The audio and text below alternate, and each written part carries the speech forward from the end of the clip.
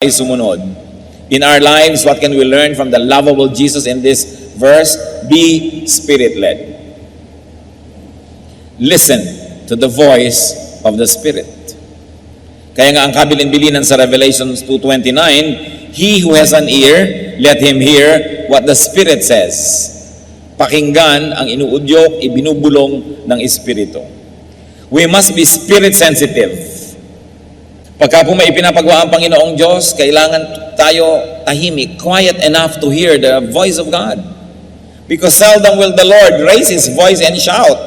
Most of the leadings are given through whispers, through quiet persuasion.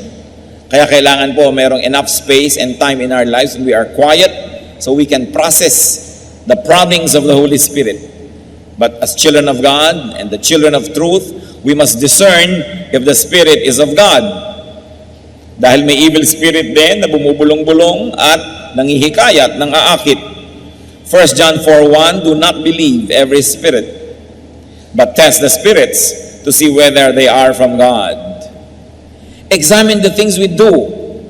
Examine the things we like to do. And we ask ourselves, is it from God? Kung may nakasakit ng inyong damdamin at gusto nyong saktan din, itatanong nyo lang sa sarili nyo, is this leading from God? Kung gusto nating gumante, is this from God? Na-offend tayo, meron tayong gustong gawing retaliation, is this from God? Makinig lang po tayo sa Espiritu ng Diyos, tayo makaiiwas na sa napakaraming mga pagkakamali at sa napakaraming mga sakit sa buhay. How do you do that? How do we discern? How do we develop discernment? If the Spirit is from God or not, immerse yourself in God's Word. Kailangan babad tayo sa salita ng Diyos, babad tayo sa panalangin, at babad tayo sa impluensyang makadiyos. Nagkakaroon tayo ng napaka-sensitive spirit that we will discern if the Spirit is from God or not. Because it is the Word of God that will confirm or deny the source of a message. Kaya kung puro tayo emosyon, puro kanta, puro talon, puro sayaw, pagkatapos walang pag-aaral ng salita ng Diyos, nagiging emotional lang tayo, ang mangyayari, tayo maaaring paglaruan ng ating damdamin. Nagkakaroon ng maraming bukas sa pintos para sa pandaraya ng mga masasamang espiritu. Akala tuloy maging ng anak ng Diyos, ang sinusunod nila ay Diyos, yun pala hindi na. Every spiritual activity must be based on and tempered by the Word of God. By an intelligent study of the Word of God. Hindi puro emosyon. So be led by God's Spirit, not by a bad spirit. Ituloy po natin ang pagbabasa ng chapter 4 ng Matthew, this time verses 2 to 4. After fasting 40 days and 40 nights, he was hungry. The tempter came to him and said, if you are the Son of God, tell these stones to become bread. Jesus answered, it is written, man does not live on bread alone, but on every word that comes from the mouth of God. So the Lord transcended his physical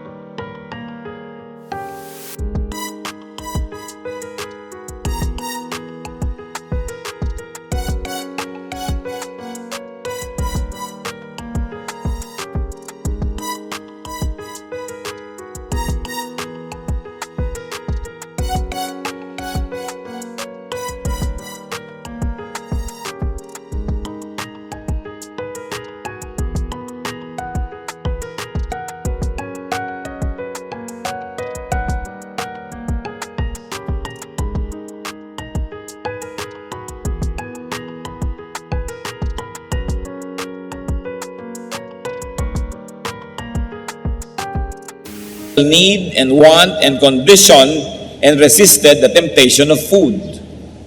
Sa biglang tingin, ano ba naman ang masama na yung bato ay gawin nga niyang tinapay, gutom siya. Pero what would have happened? Mahuhulog siya sa patibong ni Satanas. He would play the game by the rules of Satan. At hindi siya nadaya. Para hindi po tayo madaya, we can learn from the Lord Jesus. Transcend your physical, your present, your temporary situation. Yung atin pong panandali ang mga hirap, gutom, pangamba, pagdurusa, lungkot, huwag nating payagan yan na maging entry point ng pandaraya ni Satanas. Nothing is forever, not even sorrow, not even discomfort, not even problems. Pero pagka tayo nawawala ng pag-asa, yun ang mahirap. Kasi pag wala na tayong pag-asa, humihiram na tayo kay Satanas ng mga pamamaraan para malutas ang ating kalagayan. Pero kung meron tayong inaasahan, alam nating kailangan ay magpakatatag ako, mananatili ako sa tama, sa makadiyos, matatapos din ito dahil may inaasahan ako na wakas nito. And Jesus is our hope. No matter how difficult the situation, do not receive anything from the devil, though it might be what you need. And very especially, though it might be what you want. Do not receive money, or fame, or glory, or pleasure from Satan, though you may want it. Because God wants you well, God wants you prosperous, God wants you all right.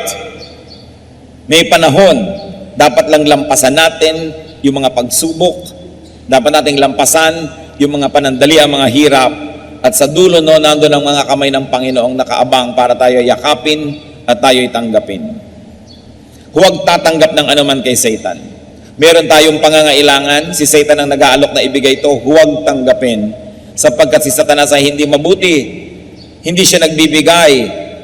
Pagka meron niyang parang ibinigay, ang laki ng bawi. John 10:10, the Lord said, the thief, referring to Satan, comes only to steal and kill and destroy. Wala siyang ibinibigay na mabuti. Pero syempre, ang ibibigay niyang lason, sugar-coated. Ang ibibigay niyang kasinungalingan will come dressed as truth. So be very discerning and do not be swayed by your temporary need to the point that you will hurt your eternity. So, tinukso ni Satanas ang Panginoon. Kung Diyos ka talaga, kung ikaw talaga yung akala mo at sinasabi mong ikaw, ba't di ka maghimala? Gawin mong tinapay ang mga bato. But the Lord responded to the situation, to the issue, to the offer with a verse. Sabi niya, man does not live by bread alone. Hindi siya nakipagtalo. Ang isinagot niya, salita ng Diyos, nakasulat sa Biblia, kaya hindi pwedeng makipagtalo si Satanas. Pwede lang makipagtalo si Satanas sa sarili nating karunungan, sa sarili nating pangangatwiran. But when you quote the Word of God is powerful, that Satan has no choice but to submit to it. Psalm 119:42, I will answer the one who taunts me, for I trust in your word. And the answer is God's word. What can be learned, brother and sister? Respond with a verse. When people taunt you, when people give you temptation, pag ginagalit ka ng tao, tinutokso ka ng tao, ang sagot mo, verse. Sabihin mo man sa kanya yon o sa loob-loob mo lang, ang mahalaga, verse. That's why it's important to memorize verses. We should memorize the Word of God. Tiyakin nyo lamang po na ang inyong interpretation at application ay hindi self-serving. Kasi meron naman talaga nagko-quote ng verse pero baluktot para lamang palakasin ang kanyang depensa, para lamang magmatigas sa kanyang gustong sabihin at gawin. Pero ang sabi ng Psalm 119, verse 11, I have hidden your word in my heart, that I might not sin against you.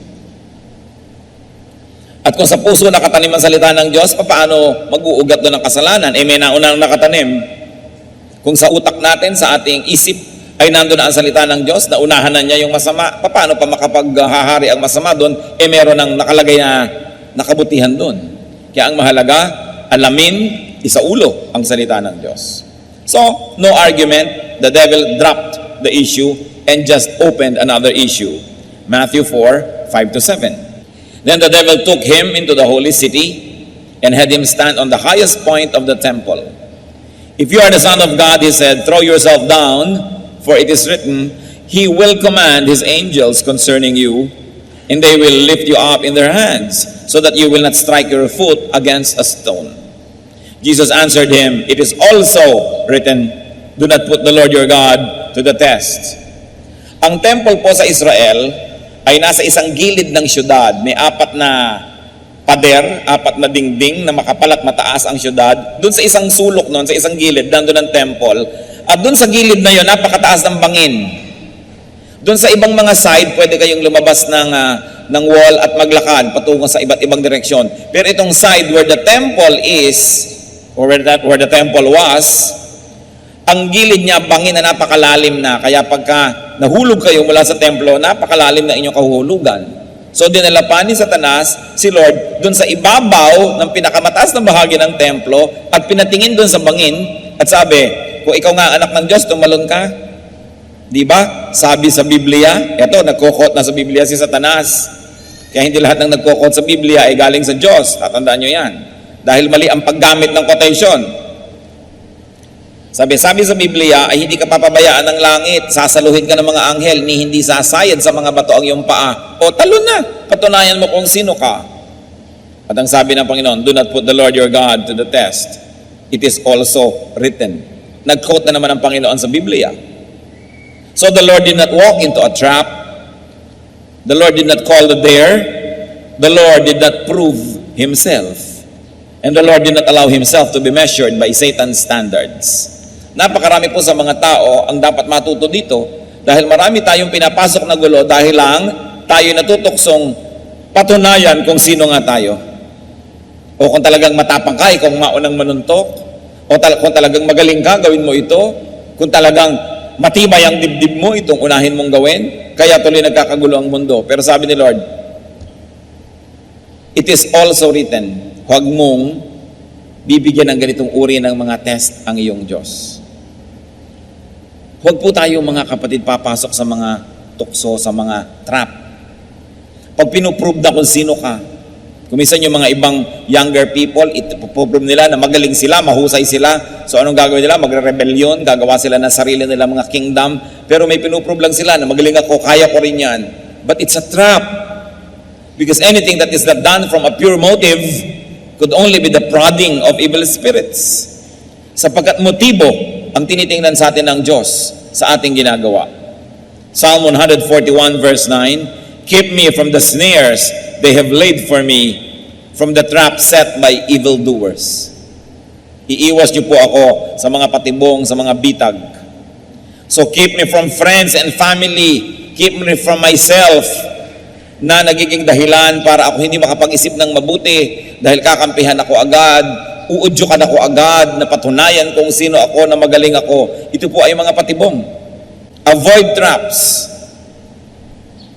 At syempre, sinasabi din sa Biblia, ang mga babaeng magaganda at magagandang magsalita, ganon din ang mga lalaki na mapangakit, ay trap yan sa mga married people who should not even entertain such persons.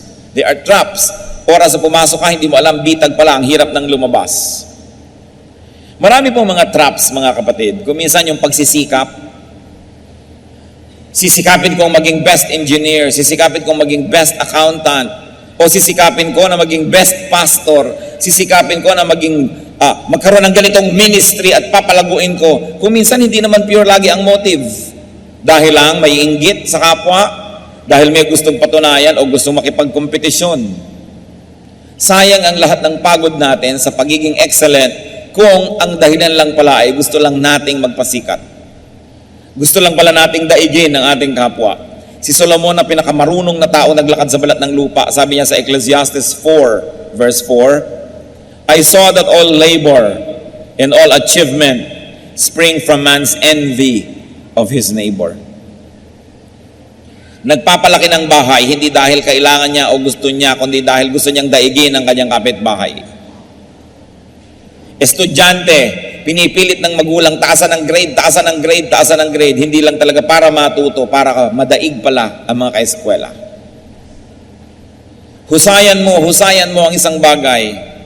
Kaya ganyan na rin siguro yung mga kumisan ay walang kabuluhan na nagpapalagay sa Guinness Book of Records.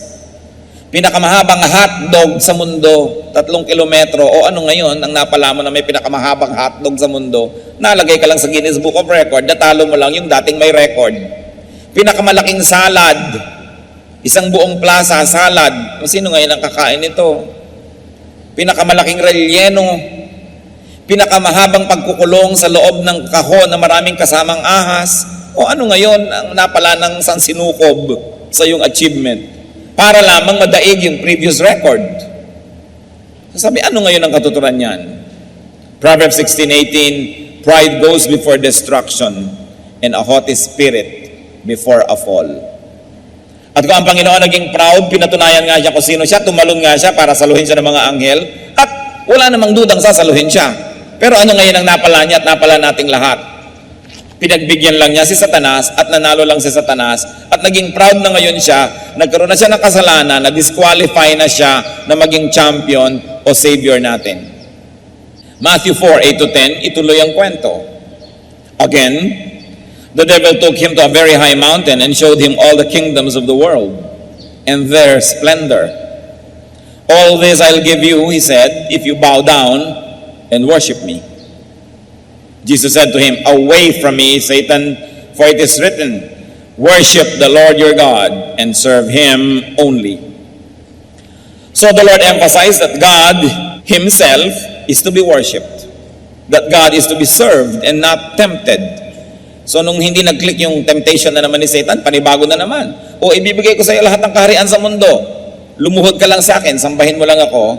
Sabi ng Panginoon, nasusulat, sambahin mo ang Diyos mo at paglingkuran mo siya. What was important here is that the Lord knew himself, that he was the Son of God. And because he knew himself, he behaved accordingly. He demanded proper treatment and exercised his power and authority. Sabi niya kay Satan, away from me. Kayo po, mga kapatid, sino ba kayo? Kanino ba kayong anak? Natanong niyo na ba ang katabi niyo, kanino ka bang anak? Diba? Siyempre, ang sagot natin, anak ba tayo ni Satanas? No. Anak tayo ng Diyos. Amen? So, behave according to your identity. Anak ka ng Diyos eh. Christian ka eh. So, lagi mong itatanong, ito bang gagawin ko? Bagay sa anak ng Diyos gawin. So, behave according to your identity. Kristiyano ako, dapat ba ako nagpapakalat-kalat sa kalsada ng ganitong oras ng gabi? Kristiyano ako, dapat ba ako pumupunta sa mga nightclub, sa mga bar at kung ano-ano pa? Kristiyano ako, dapat ba akong nakikita sa ganitong uri ng mga sitwasyon? Behave according to your identity. Because the Lord said, worship the Lord your God. Huwag mo akong ganyanin, huwag mo akong tuksohin, lumagay ka sa lugar.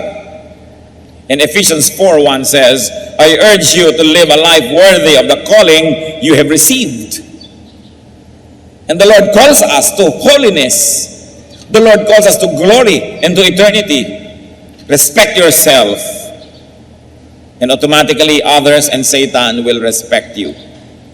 Kailangan igalang natin ang ating sarili. So Matthew 4:11, then the devil left him and angels came and attended him.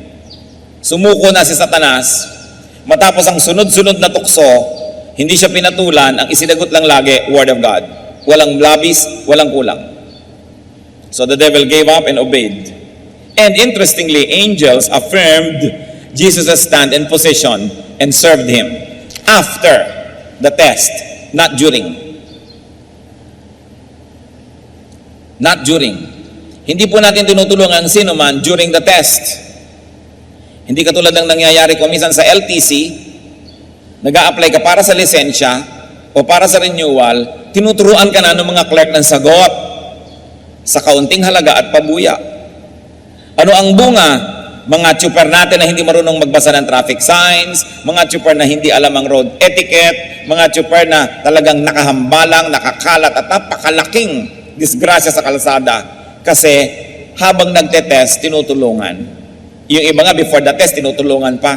Nakita niyo po yung mga anghel kung kailan sila nag-minister sa Panginoon after the test. Tayo man, kung dumadaan tayo sa pagsubok, angels will minister to us after the test. Not during. You have to pass it yourself. At ang nakatutuwa nito, at nakaliligaya at nakapagbibigay ng ginhawa, sabi sa Biblia, hindi tayo bibigyan ng pagsubok na di natin kaya. Sukat tayo ng Diyos. At ang pinapayagan lang niyang pagsubok na dadating sa ating buhay, yung nasukat na rin niya at alam niyang kaya nating ipasa. Kaya huwag kayong magsasabing napakahirap ng pagsubok, di ko kaya. Para niyo nang sinabing hindi marunong magkalkula ang Diyos, hindi siya marunong sumukat o bumilang. Sinabi na sa Biblia, hindi ka bibigyan ng pagsubok na di mo kaya. Kaya kapatid, kayanin mo. Pass it. And the angels will be there at the end of the road to minister to you. Yung mga dinaanan ng Panginoon na daan, doon din niya tayo pinasusunod. Kaya yung mga nangyari sa Kanya, hindi malayong mangyari sa atin. Kaya lang, dapat nating gawin ang ginawa niya. Dapat siya ang ating modelo. The love of the Lord obeyed the leading of the Spirit. Transcended physical and temporary needs. The love of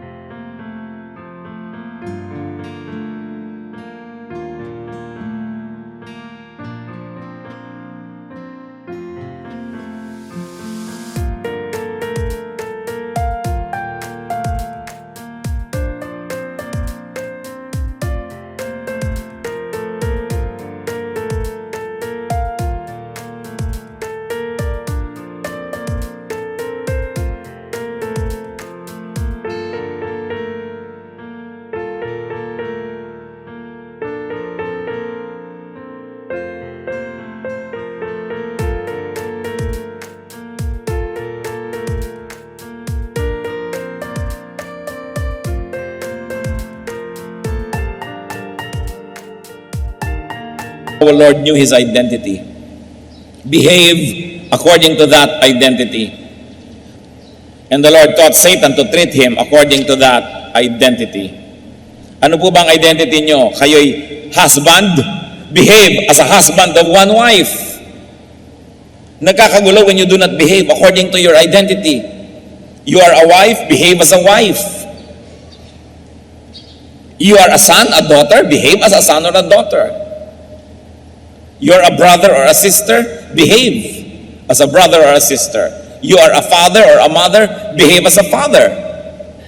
Ano bang ibig sabihin nun? Father ka, pagkatapos magkakaroon ka ng kulasisi, magkakaroon ka ng mga relasyon sa iba, nasisira ang relasyon ng asawa, na ninyong mag-asawa, nasisira ang relasyon ninyong buong pamilya, napapahamak ang iyong anak, behave as a father. If only you know who you are and don't forget it, you behave as you are. Tulad natin, Pilipino o Pilipino ka, how are you expected to behave? Dapat malang tangkilikin mo ang mga product ng sarili mong lahi, ng sarili mong bayan. Dapat malang ibigin mo ang iyong bayan. Huwag mong kalatan ng mga ilog. Huwag kang dumagdag sa problema ng bayan, kundi solve the problems of the nation because you are a Filipino. Kung Filipino Christian ka, anong dapat na behavior mo? Marami po talagang tao nawawala sa sarili, kaya nagugulo ang buhay. May asawa na, nag-entertain pa ng iba, kahit malang sa isip. Behave according to your identity. Hindi mo na dapat ina-entertain yan. Masaya ka man o hindi. Kung malungkot ka, di malungkot ka, magtiyaga ka. Pero hindi mo dapat nasirain yung image mo kung ano ka. And remember, we were created in God's image. We are God's workmanship to do good works. And you are a Christian. Kung Kristiyano ka, anong yung identity? Bagay ba sa bibig ng Kristiyano ang nagchichismis? Bagay ba sa Kristiyano yung rebellious sa kanyang spiritual authority? Bagay ba sa Kristiyano yung namimintas? Bagay ba sa Kristiyano yung kung sino ang kumupkup sa'yo, nag-alaga sa'yo, nagpakain sa'yo, bigla mong tutuklawin? At pagkatapos, pagsasalitaan mo ng masasakit at masasama para lang magmukha kang mabuti at martir, kaawaan at tulungan ng iba? Bagay ba yon sa bibig ng Kristiyano? Bagay ba sa mga Kristiyano na nagsusuporta sa mali? Kung tayo lang po lalagay sa lugar, aayos ang ating buhay. Teacher ka, bagay ba sa teacher ang hindi nagtuturo, hindi naghahanda ng lesson plan? Estudyante ka, bagay ba sa estudyante hindi nag-aaral? The Lord did not forget who He was. Sabi niya kay Satan, worship the Lord your God. Lumagay ka sa lugar. So the love of the Lord kept his argumentations with the devil to the minimum. Few words and to the Word of God for our benefit. And thank God, he knew how to suspend pleasure and comfort, relief and satisfaction. Many people are deceived and trapped when they seek immediate pleasures. Hindi makapaghintay, minamadali ang panahon. Assistant pa lang, hindi maghintay, gusto agad siya ang maging top person. Tinetrain pa lang, hindi makapaghintay. Gusto agad agawin ng kapangyarihan. Dapat ang tao marunong maghintay. And especially to deny ourselves instant gratification if in the long run it would be disastrous. Hebrews 11:24 to 25. By faith, Moses chose to be mistreated along with the people of God rather than to enjoy the pleasures of sin for a short time. Isipin po ninyo, prinsipe na ang status ni Moses sa Egypt, the most powerful empire of the world. And yet, because he knew who he was, that he was a Hebrew, he belonged to the nation of God, he denounced his Egyptian identity, his royal status, and rather chose to be among the slaves who were the Hebrew people. Pinili niya na dumaan doon sa mahirap kasi yun ang tama. Nabuhay siya dahil siya ay naging totoo sa kanyang sarili. And even the Lord resisted temptation, stood his ground. The Lord suffered so as to be our champion, our Savior. Ano po ba yung mga champion na yan? Nung araw, halimbawa, may giyera, pangkat A, pangkat B, para maiwasan na lang na dumanak ang sobrang daming dugo, pipili na lang ang pangkat A ng kanyang champion. Yung pangkat B, champion. Yung dalawa ang maglalabanan. Pag natalo yung champion ng pangkat A, talo na yung buong pangkat A. Yan ang hinamo ni Goliath sa Israel. Sabi niya, ako ang kampiyon ng mga Philistines. Humanap kayo ng kampiyon nyo, kami na lang ang maglalabanan. Kung natalo ako, talo na yung buong army namin. Huwag na nating lipulin ang lahat. May champion ka. Nakita niyo po, pag may champion tayo, ang binibining Pilipinas, yan ang champion ng Pilipinas, ilalaban mo sa Miss Universe. Pag natalo siya, talo na yung buong Pilipinas. Pag nanalo siya, panalo na yung buong Pilipinas. Pag may basketball team tayo, sila yung ating champion. Pagka meron tayong representative, sila yung ating champion. So, si Lord, siya ang ating champion. Lumaban siya para sa atin.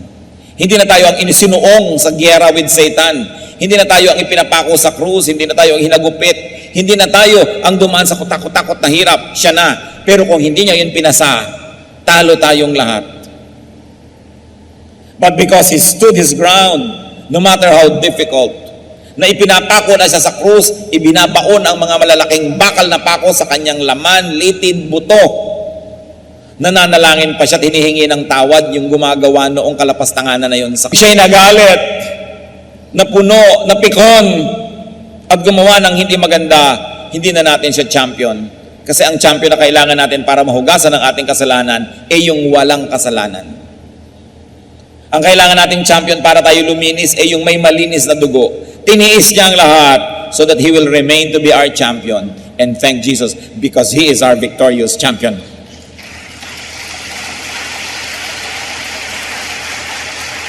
Yun pa lang dapat na nating ibigin ang Panginoon eh. Gaano karaming tatay, champion ng pamilya nila, pero nung dumaan kay kembot-kembot, bumigay. Ang sweldo na pabigay sa iba, nagdusa ang pamilya.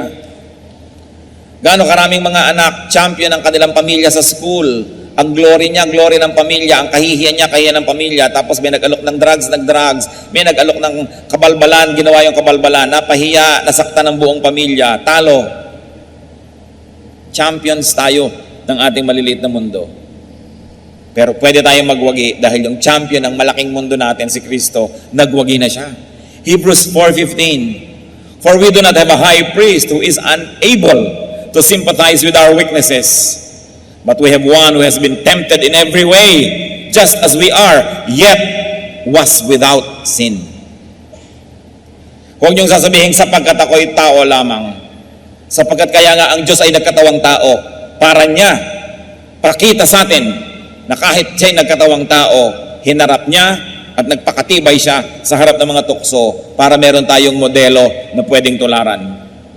1 Corinthians 15:57, thanks be to God, He gives us the victory through our Lord Jesus Christ. Hindi pagkatalo, hindi kahihiyan ang dinala sa atin ng Panginoong Jesus. Karangalan, tagumpay. So when tempted, remember, learn from, and be like Jesus. Siya ang alalahanin.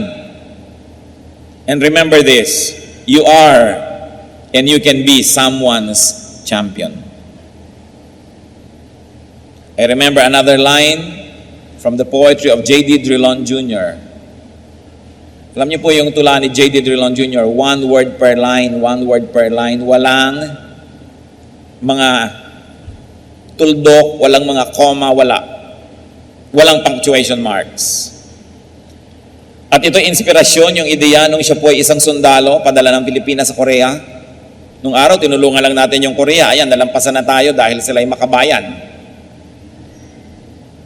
Meron silang digmaan, nagpadala ang Pilipinas sa mga hukubo, napadala doon si J.D. Drilon Jr.